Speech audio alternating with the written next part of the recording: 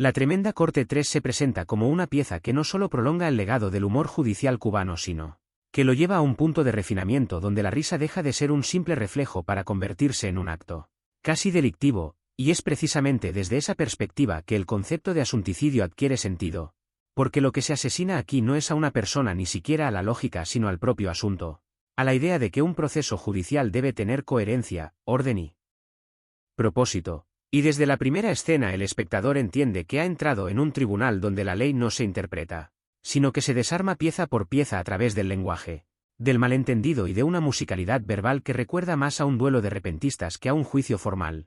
El juez, figura central y aparentemente seria, se erige como un metrónomo del absurdo, marcando el ritmo de cada intervención con su autoridad impostada, mientras Tres Patines actúa como el virus que infecta cada frase con dobles sentidos, juegos fonéticos y trampas semánticas que convierten cualquier acusación en un laberinto sin salida.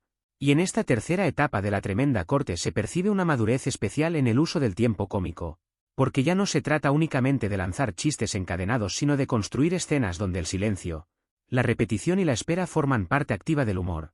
Recuerdo personalmente la primera vez que escuché uno de estos episodios completos sin interrupciones, fue en una tarde calurosa con una radio vieja que distorsionaba las voces, y aún así el mecanismo funcionaba, quizá mejor, porque la imaginación rellenaba los huecos y hacía que el juicio pareciera aún más caótico y vivo. En Asunticidio cada escena se construye como una mini tragedia burocrática donde el acusado nunca termina de saber de qué se le acusa y el acusador acaba atrapado en sus propias palabras. Hay un momento particularmente revelador cuando una denuncia aparentemente sencilla se transforma en una discusión interminable sobre el significado exacto de una palabra mal pronunciada, y ahí la serie demuestra su genialidad al evidenciar cómo el lenguaje, que debería aclarar, se convierte en arma de confusión masiva, comparada con las entregas anteriores. La Tremenda Corte 3 refina este recurso hasta hacerlo casi musical. Las frases se repiten con variaciones mínimas que generan una sensación de espiral, como si el juicio girara sobre sí mismo sin avanzar jamás, y sin embargo el espectador no se cansa porque cada vuelta añade una capa nueva de absurdo. En términos temáticos, Asunticidio no solo ridiculiza el sistema judicial sino cualquier estructura de poder basada en formularios, sellos y frases hechas, porque aquí el crimen no importa, lo que importa es cómo se dice, cómo se registra y cómo se tergiversa. Hay escenas en las que el juez intenta desesperadamente recuperar el control del proceso y esa desesperación es, precisamente el combustible del humor, pues cuanto más intenta imponer orden más se revela la fragilidad de su autoridad. Y Tres Patines, lejos de ser un simple payaso, actúa como un filósofo del caos. Alguien que entiende que la mejor manera de sobrevivir en un sistema absurdo es llevarlo hasta sus últimas consecuencias. Siempre me ha parecido fascinante cómo este personaje logra generar simpatía incluso cuando claramente manipula la situación a su favor, quizá porque encarna una forma de resistencia popular. Una astucia callejera que se enfrenta a la rigidez institucional con la única arma disponible, la palabra torcida, la confusión deliberada, el malentendido elevado a arte. En la Tremenda Corte 3 esta dimensión política es más sutil pero más profunda, no se proclama, se insinúa. Y eso la hace más poderosa. Al comparar esta entrega con otras comedias judiciales de diferentes culturas, se nota una diferencia clave, mientras muchas se apoyan en gags visuales o en caricaturas exageradas de jueces incompetentes, aquí todo ocurre en el plano del lenguaje, lo que exige una atención activa del oyente o espectador, y esa exigencia crea una complicidad especial.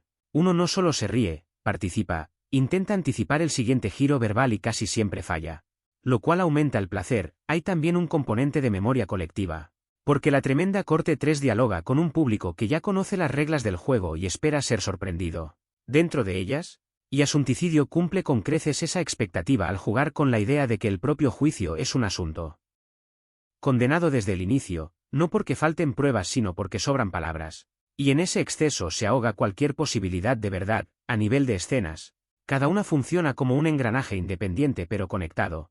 El fiscal intenta sostener una línea argumental que se desmorona frase a frase. El secretario actúa como un eco burocrático que repite sin entender. Y el juez oscila entre la autoridad y la resignación, creando una dinámica casi musical donde cada voz tiene su función. Recuerdo haber comentado alguna vez con amigos que escuchar la Tremenda Corte 3 era como escuchar jazz. Hay un tema central pero cada intérprete improvisa alrededor de él, se pierde, regresa, se contradice y al final no hay resolución sino un cierre abrupto que deja al público riendo y pensando. Y Asunticidio encapsula perfectamente esa sensación de cierre sin conclusión. De proceso que termina no porque se haya hecho justicia sino porque ya no queda nada que decir sin volver a empezar. Y quizá ahí radica su grandeza, en mostrar que a veces el humor más incisivo no necesita moraleja explícita. Basta con exhibir el mecanismo hasta que se revele ridículo por sí mismo. En definitiva, la tremenda corte 3 con Asunticidio no solo reafirma la vigencia de este clásico sino que demuestra que el absurdo bien construido no envejece. Porque mientras existan sistemas que se tomen demasiado en serio a sí mismos siempre habrá espacio para un 3 patines que los desmonte palabra por palabra.